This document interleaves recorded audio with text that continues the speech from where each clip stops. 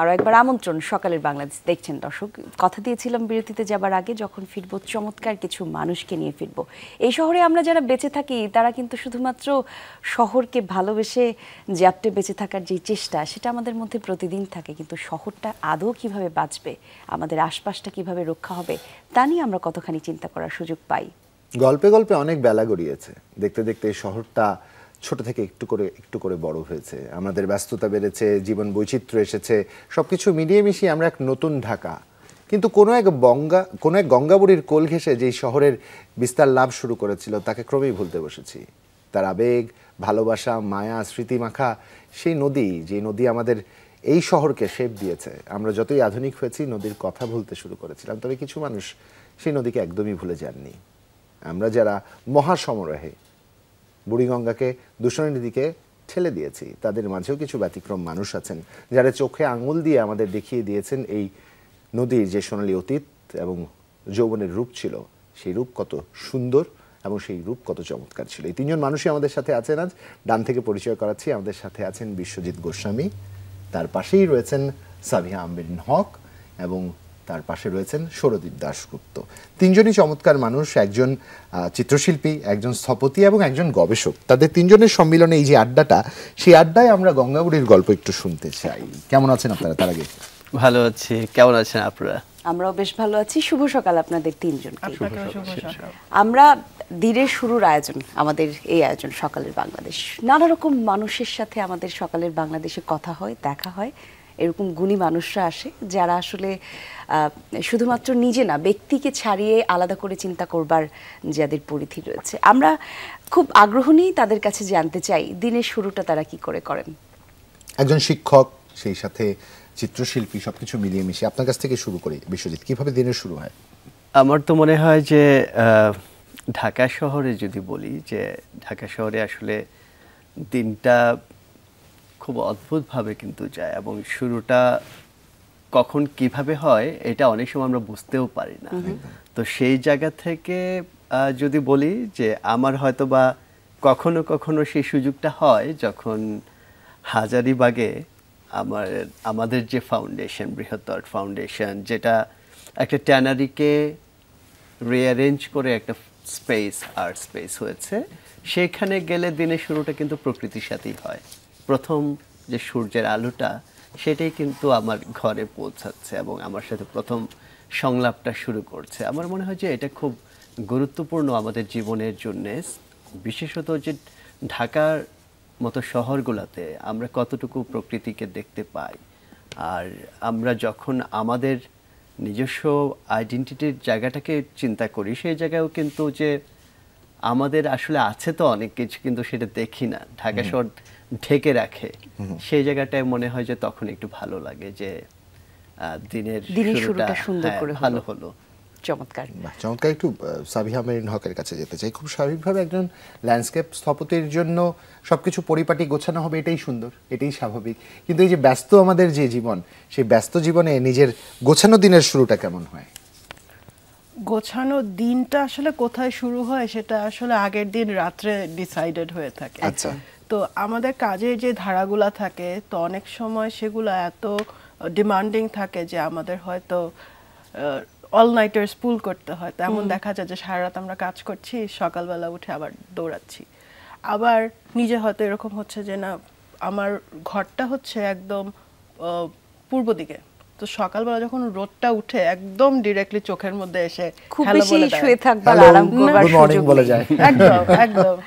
তো সাথে হচ্ছে কিছু পাখি আছে। আগে আমাদের বাসার সামনে কিছু নারিকেল গাছ ছিল, তো অনেক টিয়া পাখি ওখানে থাকতো।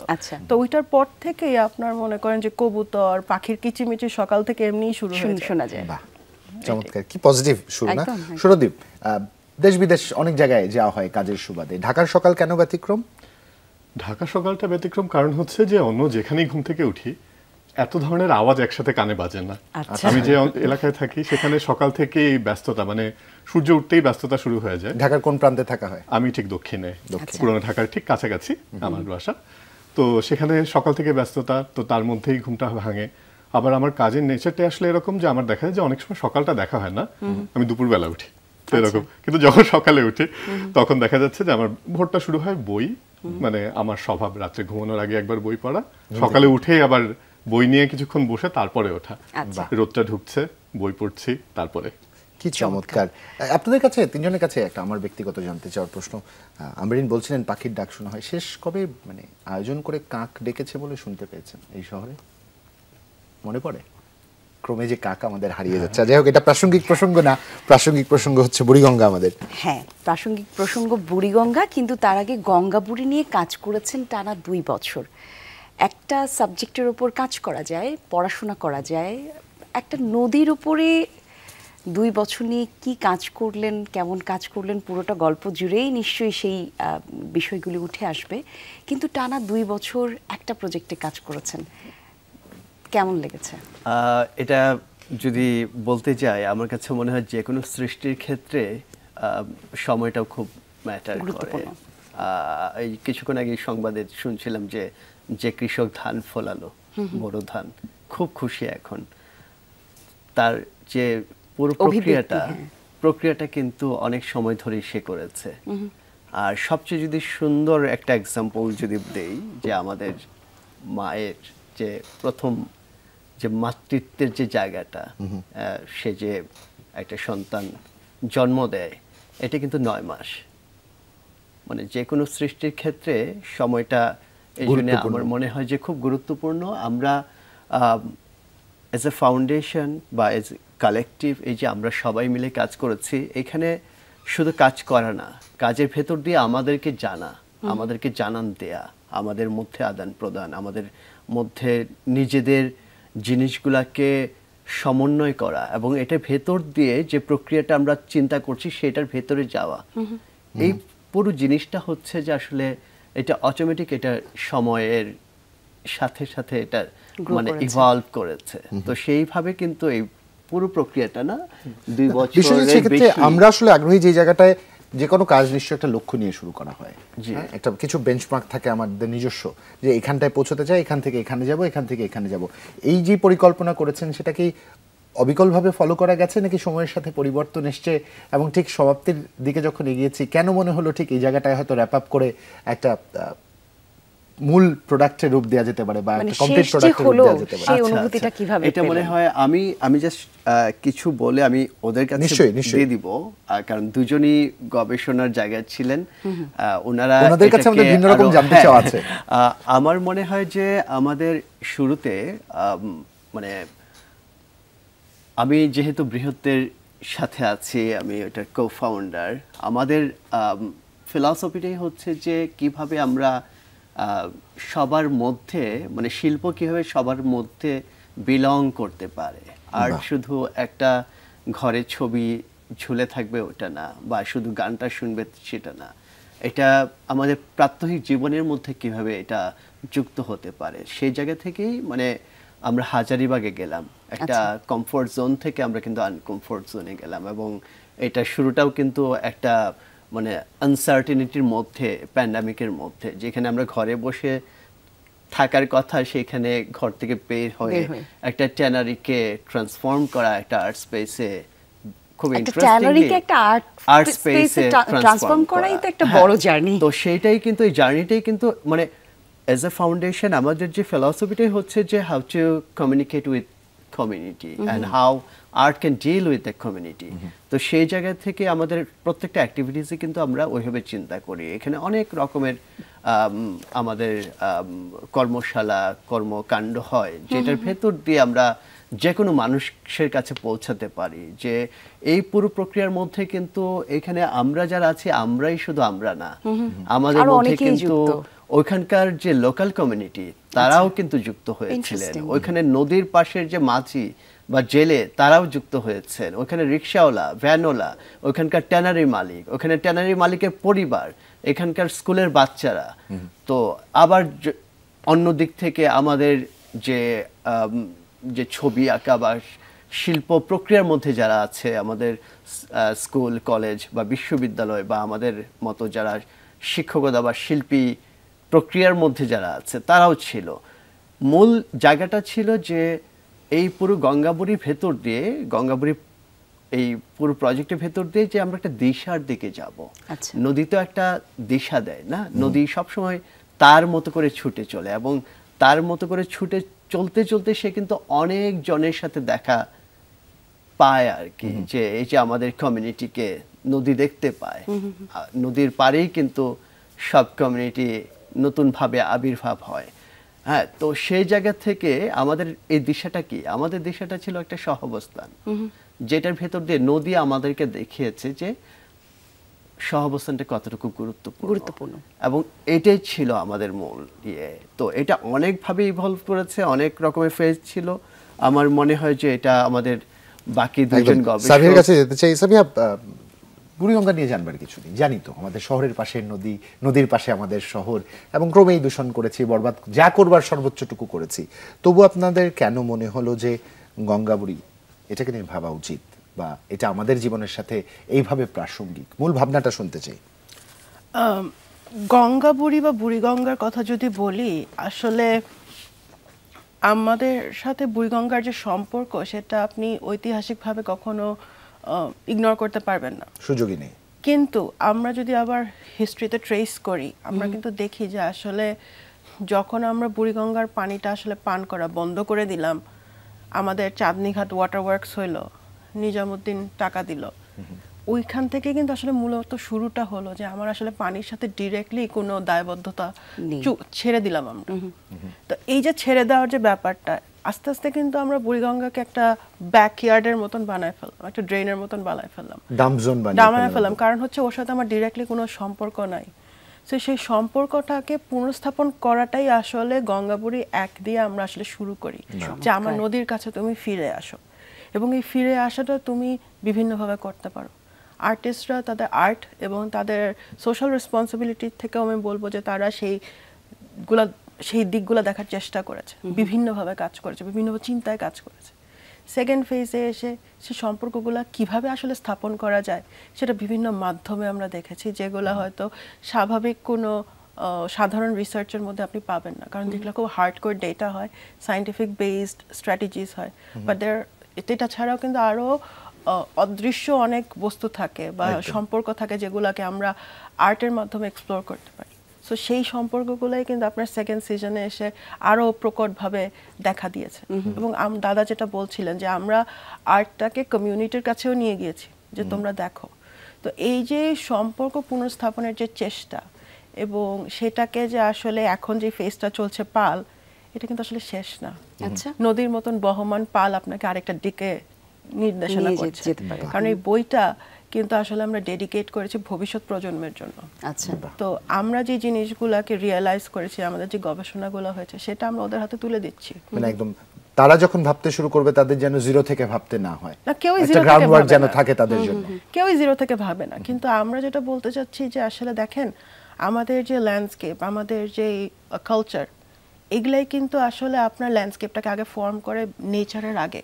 সো আপনার সাথে আপনার কালচারের যে সম্পর্ক, সেটা আপনি যতটুকুন আসলে শক্তভাবে ধরে রাখতে পারবেন, আপনার ল্যান্ডস্কেপ ততটুকুনি আসলে টিকে থাকবে। এখন যদি মনে করেন আপনার বুড়িগঙ্গার সাথে আপনার যে সাধারণ যে সম্পর্কগুলো ছিল, পানি খেতেন বা নৌকাবাজ করতেন, গোসল করতেন, সেগুলো আস্তে আস্তে হারিয়ে যেতে বসেছে। এই প্রসঙ্গে আরো গল্প জানবো। আমার সৌরদীপ্তের কাছে একটা খুবই চমৎকার প্রশ্ন আছে, কিন্তু একটা ছোট্ট বিরতির পর ফিরতে হচ্ছে। দর্শক, সকালের বাংলাদেশ দেখছেন, আপনারাও কিন্তু আমাদের সাথে চাইলে যুক্ত হতে পারেন এই আলোচনায়, এই গল্পে। সামাজিক যোগাযোগ মাধ্যমে সরাসরি আমরা সম্প্রচারিত হচ্ছি, তবে এখন আমাদেরকে একটা ছোট্ট বিরতি নিতে হচ্ছে। ফিরছি, এক্ষুনি সাথেই থাকুন। আর একবার আমন্ত্রণ, সকালের বাংলাদেশ দেখছেন দর্শক। কুলি এবং জুবায়ের আপনাদের সঙ্গে আছে, তিনজন অতিথিও আছেন আমাদের সঙ্গে। তাদের সাথে আলাপচারিতা চলছিল আমাদের এই শহরের যে নদীর কোলে বেড়ে ওঠা সেই নদী নিয়ে, বুড়িগঙ্গা নিয়ে। আমরা সৌরদীপের কাছে একটু যেতে চাই। সৌরদীপ, খুব স্বাভাবিকভাবে গবেষণা মাত্রই আপনি যেটা বলছিলেন অনেক ডেটাস থাকবে এখানে, কিন্তু বাস্তবতা হচ্ছে এই ডেটা দিয়ে যদি কোনো কিছু আমি রিপ্রেজেন্ট করতে চাই, অন্তত বুড়িগঙ্গার সাধারণ মানুষের সাথে যারা সম্পৃক্ত তারা আগ্রহ হারাবেন এবং কেউই আর এটা নিয়ে ভাববেন না। আমার মতো খুব সাধারণ মানুষরাও ভাববেন না, কারণ বুঝবেনই না, মাথার উপর দিয়ে যাবে। সাথে আসলে যাদের সম্পৃক্ততা তারা কিন্তু আসলে ডেটা নিয়ে যা তাদের কাছে তথ্য পৌঁছানো একটু মনে হয় কঠিন। একদম, তাদের থোড়াই জীবনে কোনো কিছু প্রভাব ফেলে, ডাটার কি আছে কি থাকলো। কিন্তু একজন গবেষক হিসেবে আপনাকে কিছু বিষয় মাথায় রাখতে হয়। যেমন বিষয়টার কাছে যে প্রশ্নটা করেছিলাম যে উইথ টাইম কি চেঞ্জ এসছে কিনা, বা শুরু থেকে যে ভাবনাটা ছিল ক্রমে পরিবর্তন হয়েছে কিনা, নদীর মতো প্রবাহ বদলেছে কিনা, একটু শুনবো আপনার কাছ থেকে। যদি বলতে হয় যে প্রবাহ বদলেছে কিনা, এটা মানে ক্ষণে ক্ষণে বদলেছে। আচ্ছা, কারণ যখন আমরা কমিউনিটি বেসড কোনো কাজ করতে চাই তখন আসলে এজেন্ডা একটা থাকলো, তখন আমার কমিউনিটির সাথে মিশতে হচ্ছে, তাদের কাছ থেকে তাদের জীবনযাত্রা সম্পর্কে জানতে হচ্ছে এবং আমাদের অনেক কিছু আনলার্ন করতে হচ্ছে। আমরা গবেষক হিসাবে আগে যা শিখেছি সেই জিনিসটাকে unlearning is a very important thing here. এবং আমি যখন কোনো প্রকৃত একটা চিত্রকে তুলে ধরতে চাই, শুধু যে ডেটা ড্রিভেন মানে আমরা যে সংখ্যাতাত্ত্বিক যে গবেষণাগুলি করি বুড়িগঙ্গার ক্ষেত্রে এটা কোনোভাবেই কাজে আসে না। কোয়ালিটেটিভ যে রিসার্চের মেথোডোলজি সেটা আমাদের কাজে নিতে হয়। এবং প্রতিনিয়ত যে পরিবর্তনগুলি হয়ে এসেছে, অনেক কিছু হারিয়ে গেছে, অনেক কিছুর আমরা খোঁজ যেগুলি পেয়েছি, মানুষের জীবনযাত্রার মধ্যে অনেক কিছু এখনো রয়ে গেছে যেগুলো কিনা আস্তে আস্তে হারিয়ে যাচ্ছে।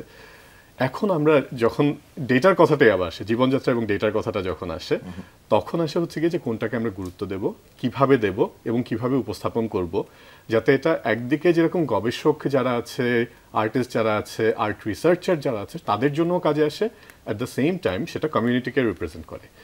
তো সেখানটা করতে গিয়ে মানে পরিবর্তনের কোনো শেষ ছিল না। মানে আমরা যখন প্রথমে শুরু করেছি তখন তো স্বাভাবিকভাবে একটা প্রপোজাল তৈরি করতে হয়, একটা ওয়ার্কফ্লো তৈরি করতে হয়, সেগুলো একভাবে করেছি। যখন আমরা ফিল্ড ওয়ার্কে যাওয়া শুরু করেছি প্রতিদিন চুল ছিঁড়তে হয়েছে, অনেক কিছু নতুন শিখেছি এবং দেখা গেছে যে আমরা নিজেদেরকে নতুনভাবে চিনতে শিখেছি। যে আমি পুরান ঢাকার ঠিক কাছেই থাকি, বুড়িগঙ্গার সাথে আমার কানেকশনটা যে অত বেশি তা না, কিন্তু এ ধরনের একটা প্রজেক্ট হাতে নেওয়ার জন্য তার আগে আমার বুড়িগঙ্গাকে নিয়ে অন্তত আরো 5 বছর ধরে আমি কাজ করেছি, কিন্তু সেই দুঃসাহসটা আমার হয়নি যে ডিরেক্টলি এরকম কিছু একটা করব যেটা সরাসরি সেখানকার স্থানীয়, সেখানকার শিল্প, সেখানকার সংস্কৃতি নিয়ে কাজ করবে। এবং যখন গঙ্গাপুরীর ব্যাপারটা এলো তখন প্রথমত যখন ইউনিক ক্লাস্টারের মাধ্যমে ব্রিটিশ কাউন্সিল এবং অন্যান্য অর্গানাইজেশন, তখন আমি ব্রিটিশ কাউন্সিলের সাথে এই প্রজেক্টটাকেই ম্যানেজ করতাম।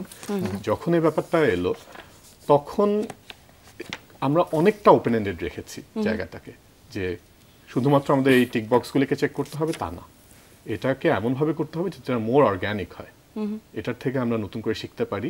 এবং এবার যে বইটা আমরা পাবলিশ করলাম সে বইটাও কিন্তু আমরা ওপেন এন্ডেডই রেখেছি। এটা কেবল একটা শুরু, প্রজেক্টটা হয়তো এখানে আনুষ্ঠানিকভাবে একটা অংশ শেষ হয়ে যাচ্ছে, কিন্তু এর কিন্তু সামনে প্রতিফলন এবং আমাদের জানার যে ব্যাপারটা সেটা আরো দীর্ঘ সময় খুবই স্বাভাবিক। কারণ আমরা আসলে যেটা এতক্ষণ ধরে বুঝতে পারছি, আপনারা কাজ করছেন প্রকৃতি নিয়ে, কাজ করছেন প্রকৃতির সাথে সম্পৃক্ত মানুষকে নিয়ে। প্রকৃতি এবং মানুষের জীবনযাত্রা প্রতিনিয়তই বদলায়, সেই জায়গা থেকে নিশ্চয়ই আপনাদের কাজের ধারাও বদলাবে। কিন্তু এই যে সাধারণ মানুষকে নিয়ে যখন কাজ করছেন, যারা নদী তীরবর্তী মানুষ, তাদের জীবনযাপন কেমন, তারা কিভাবে বেঁচে থাকে সেই নদীর কাছ থেকে সুবিধা নিয়ে, অথবা আমরা কিভাবে নদীটাকে দূষণ করছি, এই সবগুলি গল্প তো আমাদের জানা। কি তুলে এনেছি আলাদা করে যেগুলো আসলে আমরা জানি না? আমাদের আসলে যদি বলতে হয় একটা খুব ছোট্ট অংশ আমাদের জানা। যখন আমরা দেখি যে, এটা একটু দুঃখের সাথে আমার বলতে হয় as an artist, as an art manager, যে আমরা যখন বাংলাদেশে কোনো ধরনের নদী নিয়ে আর্ট বেসড প্রজেক্টগুলিকে করি, এককালে বাংলাদেশকে সবাই জানতো বন্যার দেশ হিসাবে, পরবর্তীতে সেই জিনিসটাই ট্রান্সফর্ম হয়ে গেল যে আমরা কিভাবে দূষণটাকে উপস্থাপন করতে পারি। কিন্তু দূষণটা কেন হচ্ছে সেটাকে খুব হালকাভাবে ধরা হচ্ছে, সেই দূষণের প্রভাব কতটুকু সেটুকু আর্টের মাধ্যমে কতটুকু আসছে। দূষণ কারা করছেন আসলে তাদের কথা বলা হয় না অনেক ক্ষেত্রে, কারণ তারাই কিছু ক্ষেত্রে পৃষ্ঠপোষক, অর্থের যোগানদাতা তারা, তাই তাদেরকে নেগেটিভলি পোর্ট্রে করলে তারা নিরুৎসাহিত হবেন, এই বিষয়টিও মাথায় নিশ্চয়ই থাকে। এটা একটা বড় ব্যাপার আছে, সেক্ষেত্রে ঝুঁকিরও অনেক কিছু আছে, অস্বীকার করার কোনো উপায় নেই। এবং তারপরে হচ্ছে কি যে দেখা যাচ্ছে যে আর্টের পোর্ট্রেয়ালটা তখন হচ্ছে গিয়ে টোটালি পলিউশন কেন্দ্রিকই হয়ে যাচ্ছে, যে ঢাকা বুড়িগঙ্গা খুব দূষিত নোংরা একটা জায়গা, কিন্তু মানুষজনের উপর যে প্রভাবটা পড়ছে, কিন্তু আর এই দূষণের পরেও এই সংস্কৃতির যে অংশটুকু টিকে আছে, মানুষ কিভাবে সাস্টেইন করছে। বিশ্বজিৎ দা যেরকম বললেন যে নদী তো প্রবাহ হচ্ছে, বুড়িগঙ্গা আমাদেরকে, মানে আমরা যতই বলি যে বুড়িগঙ্গা মৃত নদী, বুড়িগঙ্গা মৃত না, বুড়িগঙ্গার উপরে এখনো আমাদের অনেক কিছু নির্ভর করছে। এবং সে গল্পগুলিকে কিভাবে তুলে আনা যায়, ডেটা নির্ভর, মানুষের সাথে কথা বলতে বলতে কিভাবে তাদের জীবনযাত্রার পরিবর্তন হয়েছে, কোন জিনিসটাকে তারা এখনো গুরুত্ব দিয়ে দেখছে, কোন জিনিসটা এখনো তারা ধারণ করে, যে জিনিসটা আমি হয়তো একটা ভাড়া বাসায় বসে ওই নদীর সাথে ওই সংযোগটাকে তৈরি করতে পারছি না, সেই জিনিসটাই আমাদের মূল উদ্দেশ্যটা ছিল ঠিক সেই জায়গাটাকে টাচ করা। সেখানে জীবন জীবিকার ব্যাপার আছে, সেখানে লৌকিক আচরণের ব্যাপার আছে, এবং এই পরিবর্তন যেগুলি আমরা চেয়েছি কি আসলে এই বিষয়গুলিকে প্রথমে তুলে ধরতেন, not in a negative way, but to understand যে কিভাবে এ সব কিছু সাস্টেইন করছে, সহাবস্থানটা কিভাবে হয়েছে, এবং এটার প্রতিকার কি আদৌ আছে, এবং আমাদের সামনের দিকে ভবিষ্যতে গিয়ে আমাদের কি হতে পারে। তাহলে কি করা যেতে পারে যদি প্রতিকার থাকে, তাহলে কি করা যেতে পারে? চমৎকার, কি করা যেতে পারে আর কি আছে এটা না হয় আমরা এই পর্যায়ে বিরতি থেকে ফিরে এসে আমরা জানার চেষ্টা করি। দর্শক, ছোট্ট একটা বিরতির সময় হচ্ছে, আরো একবার ফিরছি এক্ষুনি, সাথেই থাকুন, ফিরছি। স্বাগত একবার সকালের বাংলাদেশ দেখছেন, জুলহাস জুবাইর সাথে আছে, সেই সঙ্গে আছি আমি জান্নাতুল কলি। তিনজন অতিথি আছেন আমাদের সঙ্গে, বিশ্বজিৎ গোস্বামী আছেন সাবিহা আছেন আমাদের সাথে, সৌরদীপ। আমরা গল্প করছিলাম তাদের সঙ্গে। একটু বিশ্বজিতের কাছে যেতে চাই। এই 2 বছরের প্রজেক্ট যারা আসলে করেছে, অনেকগুলো মানুষ নিশ্চয়ই এখানে কাজ করেছে। আপনি বলেছেন যে কমিউনিটির মানুষজনরাও সাথে ছিল, যারা এঁকেছে তাদেরকে আপনারা কিভাবে সিলেক্ট করেছেন, তারা কিভাবে এসেছে এই পুরো প্রজেক্টে কাজ করেছে, কিভাবে প্রত্যক্ষ এবং পরোক্ষভাবে যাদেরকেই আসলে এই কাজের সাথে সম্পৃক্ত করেছেন বা করতে চেয়েছেন, পুরো জার্নিটা একটু ছোট করে যদি বলতেন। এটার 2টা জায়গা থেকে যদি চিন্তা করি, প্রথমত হচ্ছে কেন প্রজেক্টটা করছি, তার মানে হচ্ছে যে কমিউনিটি কিভাবে, ইনক্লুসিভনেসটাকে কিভাবে আমরা বাড়াবো, যে সব রকমের মানুষ যেন এটাকে ধরতে পারে, এটাকে ছুঁতে পারে, এটাকে অনুধাবন করতে পারে। এবং এটা কিন্তু খুব কঠিন একটা কাজ, এটা খুব সহজ না। মানে সব রকম মানুষকে, আমার ছবি কিন্তু সবাই বুঝে না একদম, কিন্তু মানে আমার কোন ভাবে শিল্পটাকে আনলে সেটা সবাই বুঝবে। সেই জন্য যখন আমরা প্রক্রিয়ার কথা বলছি, এই প্রক্রিয়াটার জায়গাতে আমরা এটাকে ওইভাবেই অ্যালাইন করেছি যে এখানে অনেক রকমের ডাইভার্স একটা কমিউনিটিকে এঙ্গেজ করতে হবে টু ক্রিয়েট দ্যাট প্রসেস। সেই জায়গায় কিন্তু এই যে আমাদের রিসার্চাররা যুক্ত হলেন, এখানে আমাদের বিভিন্ন রকমের শিল্পী বলতে শুধু দে আর নট পেইন্টার। এখানে প্রথম ফেজে আমরা পেয়েছি আর্কিটেক্ট, এখানে আমরা পেয়েছি স্টোরি টেলার, এখানে আমরা পেয়েছি পেইন্টার, স্কাল্পটর, তারপর ইলাস্ট্রেটর, তারপর মাল্টিডিসিপ্লিনারি আর্টিস্ট, ইন্টারডিসিপ্লিনারি আর্টিস্ট। তো এতে কি হয়েছে যে আসলে আমরা তো কৃষকের জাত, আমাদের কৃষকরা কিন্তু শুধু ধানই ফলায় না, অনেক রকমের ফসল, তারা বিজ্ঞান জানে, তারা মাটি সম্পর্কে জানে, তারা রিসার্চার, তারা সবকিছু। একটা কৃষক কিন্তু, এবং আমি মনে করি কৃষক মানে হচ্ছে কালচার। আমাদের হাজার বছরের যে ইতিহাস, মানে কৃষিকাজের ভেতর দিয়ে কিন্তু আমাদের সংস্কৃতি ডেভেলপ হয়েছে। তো সেই জায়গা থেকে আমাদের এই প্রথম থেকে প্রক্রিয়াটা ছিল যে আমাদের এখানে যারা কাজ করবে তাদেরও যেন একটা ডাইভার্সিটি থাকে, আমরা যেন ইভেন এটা আমাদের জন্য কিন্তু একটা লার্নিং, মানে through the project, through the activities, how we can able to learn as well. এই যে এই জায়গাটা কেন ইম্পর্টেন্ট, আমরা মনে করি যে শিল্পী হিসেবে বা মানুষ হিসেবে প্রতিটা মোমেন্টে কিন্তু আমরা জানতে পারি, আমরা শুনতে পারি, আমরা বলতে পারি, আমরা শেয়ার করতে পারি। আর বৃহত্তর এমন একটা জায়গা, এটা সবসময় it's a open space where people can join, they can start the dialogues. সংলাপটা খুব ইম্পর্টেন্ট, সংলাপ থেকেই সম্পর্কটা হয়, এবং সম্পর্ক থেকে কিন্তু সৃষ্টি হতে পারে, সম্পূর্ণতা হয়। এবং এই জায়গা থেকে প্রথম পর্যায়ে আমাদের ছিল, আমরা যেটা সাবিহা বলছিল, প্রথম পর্যায়টা ছিল যে আমরা কি সৃষ্টি করব। আমাদের সৃষ্টির ভেতর দিয়ে আমরা নদীটাকে বোঝার চেষ্টা করেছি। এই নদী শুধু এই বুড়িগঙ্গা না, এই নদী কিন্তু একদম গঙ্গাকে, এই গঙ্গা থেকে যে একটা হিমালয় বা একটা স্ট্রিম থেকে কিভাবে নদীটা উৎপন্ন হয়, একটা শক্তি থেকে, সেই নদী কিভাবে প্রবাহিত হয় এবং শেষে সে অসীমের দিকে যায়। নদী তো বাংলাদেশে অনেক নদী, শত শত নদী। তো আমাদের তো নদীমাতৃক দেশ, আমরা বলি জলভূমি, স্থলভূমি না, আমরা জলভূমি বলি। তো সেইখানে জলটা কতটুকু ইম্পর্টেন্ট, আমাদের দেহের ভেতরেই কিন্তু জল আছে। তো এই যে জলাশয়, মানে যেখানে নদী শুধু জল ধারণ করে না, নদী কিন্তু বহমান, এটা খুব অদ্ভুত। আমি এখন যে নদীতে নেমে ডুব দিব, একটু পরে যখন ডুব দিব সেই নদীর জল কিন্তু বয়ে অন্য জায়গায় চলে গেল সময়ের মতো ক্রমেই পরিবর্তন এবং হয়ে আমাদের এই ট্রান্সফরমেশনটা হচ্ছে যে বহমান। সাবিহা যেটা যুক্ত করেছে ওইখান থেকে আমি হয়তোবা একটু টেনে নিয়ে সৌরদীপকে দিয়ে দিয়েছি, সৌরদীপ হয়তোবা আরেকজন শিল্পীকে দিচ্ছে, এইভাবে পুরো জিনিসটাকে আমরা we try to create a flow, যে ফ্লোটা খুব ইম্পর্টেন্ট। এবং দ্বিতীয় ধাপে যখন আমরা প্রথম ধাপে নদীটাকে জানার বোঝার চেষ্টা করলাম, দ্বিতীয় ধাপে ছিল নদীটার কাছে গিয়ে নদীর আশেপাশে কমিউনিটিকে কীভাবে এঙ্গেজ করতে পারি। আমাদের দ্বিতীয় ধাপের যে শিল্পীরা তাদের একটা বড় চ্যালেঞ্জ ছিল কিন্তু, যে একটা গ্যালারির বাইরে গিয়ে একটা আর্ট স্পেস এবং সেটার মধ্যে এক্সিবিট করা, এবং সেটা কিন্তু নৌকা, যে নৌকার মধ্যে আপনি অজানা দুটা মানুষ একই সাথে বসে, আপনি যাচ্ছেন একটা গন্তব্যে, আমি যাচ্ছি, কিন্তু দুজনের মধ্যে কথা হতে পারে, দুজনের মধ্যে বন্ধুত্ব হতে পারে। এইভাবে কিন্তু আমাদের কালচার ইভলভ করেছে। তো সেই জায়গা থেকে বুড়িগঙ্গা কিভাবে এটাকে মানে সময়ের সাথে সাথে এটাকে আরো উর্বর করেছে, তো সেই জায়গা থেকে আমাদের এই শিল্পীদের বাছাইটা ছিল, ইট ওয়াজ অলওয়েজ ওপেন কল, যে আমরা সবসময় চাই যে কেউ, এটা শুধু ঢাকা শহরের, যেমন আমি চারুকলায় পড়াই তার মানে চারুকলার সবাই আসবে, নট এট অল। এইখানে পুরো বাংলাদেশের যে কোনো জায়গায় এটাকে কিভাবে ডিসেন্ট্রালাইজড করা যায়। এবং আমাদের দ্বিতীয় ধাপে কিন্তু বাইরে একজন ফরাসি শিল্পীও ছিলেন, এবং সে কিনা 20 বছর ধরে নদী এবং জলের সাথেই কাজ করেন, এলওডি। তো সেও কিন্তু ফরাসি থেকে এসে 1 মাস আমাদের এখানে রেসিডেন্সি করে সে ওয়ার্কড উইথ আস। চমৎকার। এই যে ব্যাপারটা, এই ব্যাপারগুলো ছিল কিন্তু, এবং সেখানে গবেষকের জায়গা থেকে গবেষকরা কাজ করেছে, এখানে আর্কিটেকচার, এখানে ফাইন আর্ট, এখানে অন্যান্য যে অনেক রকমের মানুষের আসলে এখানে যুক্ততা ছিল, এবং এটাই কিন্তু আমাদের জন্য, যে বলছি যে এটা আমাদের জন্য লার্নিং। নিশ্চয়ই এর পরের ফেজটা নিশ্চয়ই আরো অনেকটা ম্যাচিউরড হবে।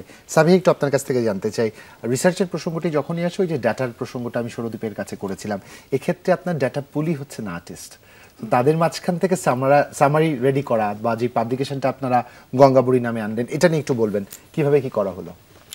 আচ্ছা, আমাদের গঙ্গাবুড়ি প্রজেক্টটা কিউরেট করেছিল হচ্ছে শেহজাদ শাহরিয়ার চৌধুরী, আর আমাদের রিসার্চের যে পার্টটা ছিল সেটা ফ্যাসিলিটেট করেছেন হচ্ছে AKS শামসুদ্দিন। তো আমাদের যে আর্ট বেস যে রিসার্চটা হয়, এটা হচ্ছে যে আপনার আর্টটাই আপনার ডেটা হবে।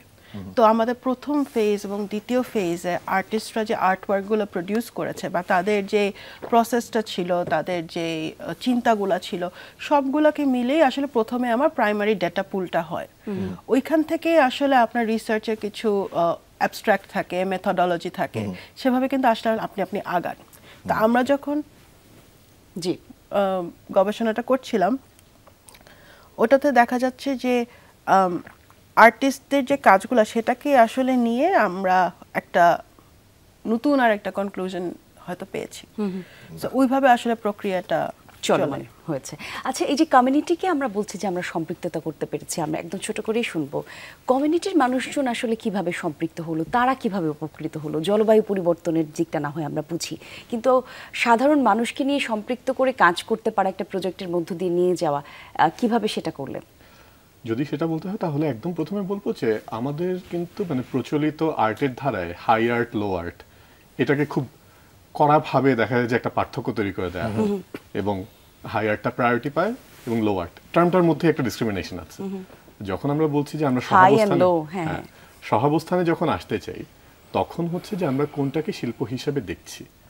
এখন যখন আমি বাংলাদেশের কথাই ভাবি, যে আমাদের কিন্তু গ্রামে গঞ্জে বলি, এক একটা স্থানীয় এক এক অঞ্চলে কোনো না কোনোভাবে শিল্প চর্চা হয়ে আসছে, সেটা গানের মধ্য থেকে হোক, সেটা চিত্রকলার মধ্য থেকে হোক, মাটির কাজের মধ্য থেকে হোক।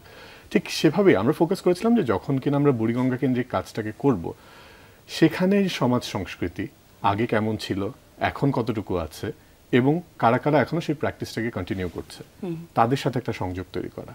তো কমিউনিটির মধ্যে থেকে দেখা যাচ্ছে যে আমরা হয়তো একজন মাঝিকে বা জেলেকে আর্টিস্ট হিসাবে চিন্তা করছি না, কিন্তু সেই মাঝিরও কিন্তু গান আছে, সে মাঝির নিজস্ব একটা বিশ্বাস আছে, তার রিচুয়ালের জায়গা আছে, এবং সেটাই কিন্তু একটা নতুন করে আর্টের জন্ম দিতে পারে। তার এক্সিস্টিং যে ভিতরে যে শিল্প সত্তাটা আছে, তার সামাজিকভাবে প্রচলিত এবং চর্চিত, সেগুলিকে কিন্তু আমরা অনেক ক্ষেত্রে উপেক্ষা করে গেছি বহু বছর ধরে। আমরা যখন আর্টিস্ট সিলেকশনের পর কাজগুলি শুরু করলাম, তখন সেভাবে তাদের জীবনযাত্রার গল্প আমরা জানতে চেয়েছি, তাদের কি ধরনের প্র্যাকটিস ছিল সেগুলি জানতে চেয়েছি, এবং আমরা চেষ্টা করেছি আমাদের কাজের সাথে তাদেরকে সম্পৃক্ত করা। বৃহত্তের এই কাজের একটা বিশেষ দিক, আমরা যখন ফাউন্ডেশন একদম শুরু থেকেই যখন কাজগুলিকে করছি, আমরা সবসময় লিভিং নো ওয়ান বিহাইন্ড সেই জিনিসটাকেই বিশ্বাস করে কাজটাকে করছি। এজন্য দেখা যাচ্ছে যে আমাদের ট্যানারির আশেপাশে যারা আছে, আমরা কখনো চিন্তা করছি না যে ও কি ট্যানারির পাশের স্কুলটাতে পড়ে নাকি কোথায় কাজ করছে, সেগুলি কিছু না। যখন স্পেসে আসছে আমরা সবাই এক, এবং এই প্রজেক্টের ক্ষেত্রেও ঠিক তাই হয়েছে। তো যেটা এটা এখনো আমি বলবো না যে আমরা সেটাকে অ্যাচিভ করতে পেরেছি, এটা বেশ লম্বা সময়ের চলমান প্রক্রিয়া, লম্বা সময়ের ব্যাপার, দীর্ঘ সময়ের ব্যাপার, এটা একদিনে হয়ে উঠবে না। কিন্তু আমাদের উদ্দেশ্য যেটা ছিল যে এই যে ডিভিশনটা আছে মানুষের মধ্যে, সেই জায়গাটাকে কোনোভাবে কি আমরা একটু কমিয়ে আনতে পারি কিনা, এবং অ্যাকসেপ্টেন্সটা সবার মধ্যে, অ্যাকসেপ্টেন্স যে না আমার একটু পয়সা কম আছে এই জন্য আমি কাজ করব না, এই জিনিসটা যাতে না হয়। বাহ, চমৎকার। আমরা আমাদের এই আয়োজনের সময় নিয়ন্ত্রণে যেহেতু থাকি, এখানে ইতি টানতে হচ্ছে, আমাদের হাতে সময় নেই। তবে হ্যাঁ, তাকিয়ে থাকলাম পরবর্তী চ্যাপ্টারগুলোর দিকে। মাত্র তো একটা যাত্রা শুরু হলো, এবং এই এক্সিবিশন নিয়ে পরবর্তী অধ্যায়টা শুরু হবে সেই প্রত্যাশায় থাকলাম। আপনাদের তিনজনকে শুভকামনা, আপনাদের মাধ্যমে পুরো টিমকে শুভকামনা, এবং পৃষ্ঠপোষকতা যারা করেছেন তাদের জন্য শুভকামনা রইল। দর্শক, গল্পের শুরুটা আজ মাত্র 2 বছর পরে এসে হয়তো আপনাদের জানাতে পারলাম। এর পরের গল্পটা আরো চমৎকার হবে এই প্রত্যাশা আজকে এখানেই বিদায় নিচ্ছি। ভালো থাকবেন সবাই। শুভ সকাল আরো একবার, ভালো কাটুক পুরোটা দিন। শুভ সকাল। শুভ সকাল।